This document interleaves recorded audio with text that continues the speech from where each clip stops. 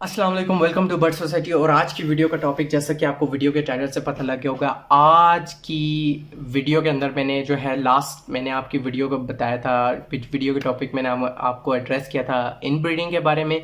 तो आज की वीडियो में इंशाल्लाह जो है मैं आपको आउट ब्रीडिंग के बारे में बताऊंगा और मैं आपको बताऊंगा कि किस तरीके से आप इन ब्रीडिंग को इम्प्रूव कर सकते हैं। और वो टॉपिक जो है इन ब्रीडिंग को इम्प्रूव करने वाला आउट ब्रीडिंग के थ्रू है। तो आज मैं आपको इंशाल्लाह दो चीज़ें एड्रेस करूंगा कि आउट ब्रीडिंग क्या होती है, आउट ब्रीडिंग के फ़वाइद क्या हैं, आउट ब्रीडिंग के नुकसानात क्या हैं, और आउट ब्रीडिंग जो है वो आप करके किस तरह इन ब्रीडिंग को इम्प्रूव कर सकते हैं बेसिकली।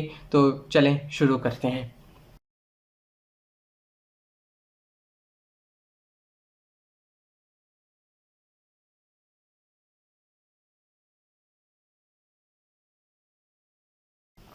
तो आउट ब्रीडिंग के बारे में मैं आप लोगों को बताता चलूं कि आउट ब्रीडिंग का मतलब बेसिकली ये है कि आप अपने जानवरों में, जैसे फॉर एग्जांपल अगर आपने इन ब्रीडिंग के थ्रू अपनी जो है वो एक नस्ल बनाई है, एक ब्लड लाइन बनाई है जो बहुत अच्छी है, परवाज़ फॉर एग्जांपल लेट्स सपोज कबूतरों की बात कर लेते हैं, तो बहुत अच्छी है, परवाज़ें भी दे रही है और उनका बॉडी स्ट्रक्चर भी अच्छा है, ज़्यादा देर तक उड़ते हैं, परों का साइज़ भी बेहतर है, और बुख्वा जितने भी उसके अंदर जितने भी टॉपिक आते हैं एक अच्छे कबूतर के अंदर वो सारे मौजूद हैं। लेकिन क्या होता है कि आप इन ब्रीडिंग कर करके उसका तीसरा और चौथा जब आप नस्ल लेने की बारी में आते हैं तो वो अपने अंदर कमियां करना शुरू करते और अपने जो है वो मेयार को गिराना शुरू करते। तो आउट ब्रीडिंग बेसिकली ये होता है कि आउट ब्रीडिंग के अंदर आप क्या करते हैं कि बाहर से लाके, फॉर एग्जांपल अगर आपके घर की ब्लड लाइन है, आप किसी और के पास जाते हैं, उनसे आप मेल और फीमेल्स परचेज करते हैं। मेल्स और फीमेल परचेज करने के बाद उनका ब्लड जो है वो अपने परिंदों के अंदर शामिल करवाते हैं, यानी कि उनकी ब्रीडिंग करवाते हैं अपने परिंदों के साथ। तो क्या होता है कि जो वो क्लोजली रिलेशनशिप वाला या फर्स्ट कज़न वाला जो मसला है या फिर जो है ब्लड का रिपीट होने वाला जो इशू है वो बिल्कुल ख़त्म हो जाता है। और दो जब मुख्तलिफ खून आपस में मिलते हैं तो आपका जो वो एक मसला है वो रिजॉल्व हो जाता है और दोबारा से आपके परिंदे जो है वो मजबूत जोड़ के, मजबूत परिंदे, मजबूत परों वाले, और हर किस्म की जो क्वालिटी आपको एक परिंदे के अंदर रिक्वायर होती है वो सारी की सारी उसके अंदर आ जाती हैं। तो बेसिकली ये होता है कि इन ब्रीडिंग के अंदर जब आप किसी और जानवर का ब्लड शामिल करते हैं, पर शामिल करते हैं, जो चीज़ भी आप उसके अंदर शामिल करते हैं, और ब्लड और पर शामिल करने से मुराद ये कि जब दूसरे घर का जानवर आप लेके आते हैं, परिंदा लेके आते हैं अपने जानवर के अपने जिसको कह सकते हैं कि आप खुड्डे में लेके आते हैं या आप अपने स्टॉक में लेके आते हैं, तो उसके बाद ब्रीडिंग के बाद जो है आपको जो है ब्लड लाइन एक और नई तैयार हो जाती है।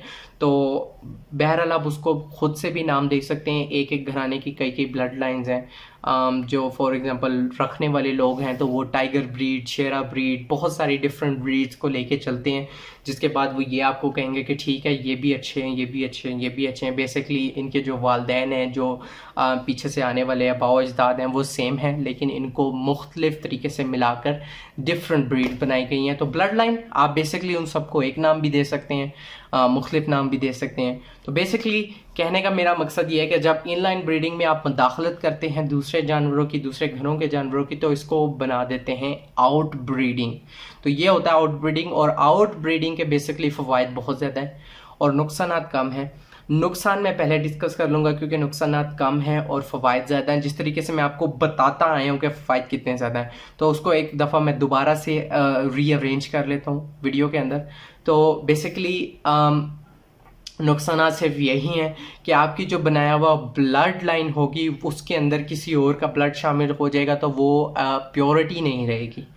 इसके अलावा आउट ब्रीडिंग का मेरे हिसाब से अभी तक कोई इशू नहीं है, कोई मसला नहीं है, कोई नुकसान नहीं है, कोई इसका डिसएडवांटेज नहीं है। तो इसके बाद ले चलते हैं कि इसके फ़वाइद क्या हैं। तो आउट ब्रीडिंग के बहुत ज़्यादा फ़वाइद हैं। आपके जानवरों का साइज़ वही रहता है, आपके जानवरों की उड़ान वही रहेगी, आपके जानवर किसी भी हवाले से कुछ परफॉर्मिंग आर्ट अपने जिस्म में रखते हैं, ख्वाह वो उड़ने के हवाले से हो, ख्वाह वो खूबसूरती के हवाले से हो, ख्वाह वो ब्रीडिंग करने के हवाले से हो कि भाई आपकी ब्रीड के अंदर यह खासियत है कि वो 3 अंडे दे रही है, 2 अंडे नहीं दे रही। तो वो हर तरीके से जो है ना अपनी खासियत को इम्प्रूव्ड रखेंगे और बेहतर से बेहतर रखेंगे और किसी भी किस्म का जो है मसले मसाइल से दो चार नहीं होने देंगे। तो यही मसला मुर्गियों में भी आता है। बहुत सारी मुर्गियां कच्चे अंडे देती हैं, बहुत सारे इस तरीके के मसाइल करती हैं। तो उसका बेसिकली मसला इसी वजह से होता है। बहुत सारे लोगों को समझ नहीं आता कि यार मेरे खुराक भी ठीक है, मेरा सारा कुछ ठीक है, मेडिकेशन भी ठीक है, लेकिन फिर ये मसले क्यों आ रहे हैं? तो ये मसले इसी वजह से आते हैं जब आप जो है वो ब्रीडिंग को अपने इम्प्रूव नहीं रखते, उसके अंदर लाइन ब्रीडिंग को जो है ज़्यादा फोकस देते हैं इंस्टेड ऑफ कि आउट ब्रीडिंग आप उसको करवाएं।